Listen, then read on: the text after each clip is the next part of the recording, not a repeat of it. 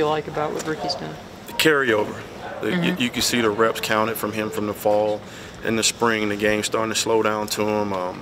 His body is different. You know, he done got that college weight put on the right way. And, you know, the stuff that you worried about earlier, like shying away from contact, he's starting to take that on, like blocking and breaking tackles, and what you want to see from a second-year player. I think he's like 210 or so right now. He's 210. He's learning how to carry that weight. He's still got his quickness, so Deej will get him right this summer, work on the speed, because I think he's at a good place between 205 and 210 by the carry. It's going to be good for him long term.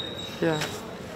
As far as the last 4 years, Penn State has kind of had a feature back, you know, Saquon and Miles. This year it seems like there's more, for the first time in a while, maybe a committee approach with James saying that Journey and Ricky have kind of separated themselves. Do you see it that way? And what do you kind of see what you can do with that group of players? Well, I think we at a point where we got some guys that's in the program that can play.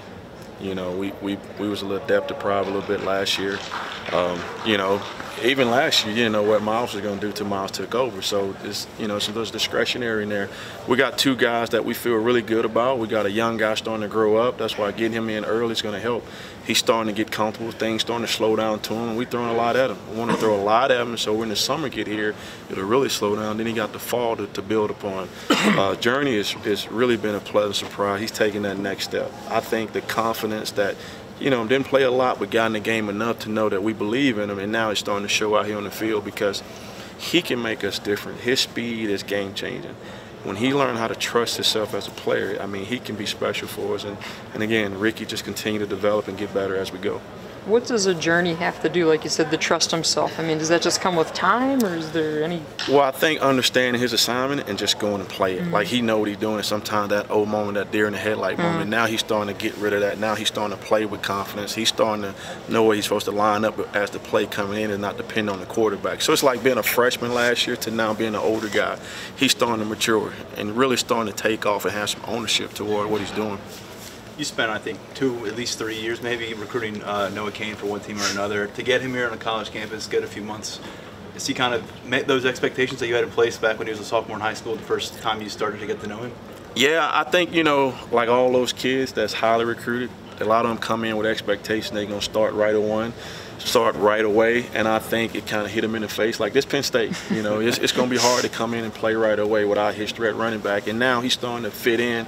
The biggest thing for those guys is just enjoy the process. Sometimes we put so much pressure on ourselves because we think NFL right away. Let's be honest, that's what these kids living in this day. I got to be an NFL 3 and out. So now he can take a deep breath and relax and learn from the older guys and enjoy the brotherhood. And now that he's doing that, he's starting to play better. The pressure's off of him. It's okay to make a mistake. Come back the next play and play the next play. You know what I mean? So it's like baby steps with him. You got the training wheels on, and eventually going to take him off of him. Is that kind of what coaching is sometimes, where it's like you find out what's the thing holding that guy back, whether it's pressure or Journey trusting himself and just kind of finding those things to peel back so they can exhibit their talent? Yeah, and I think you kind of sense some of that stuff as you recruit the kid. But I think the great coaches that does a good job with their guys are the ones who build a relationship, that you get the feel of that away from the program, like spending time away from the building with those guys and kind of talk to them.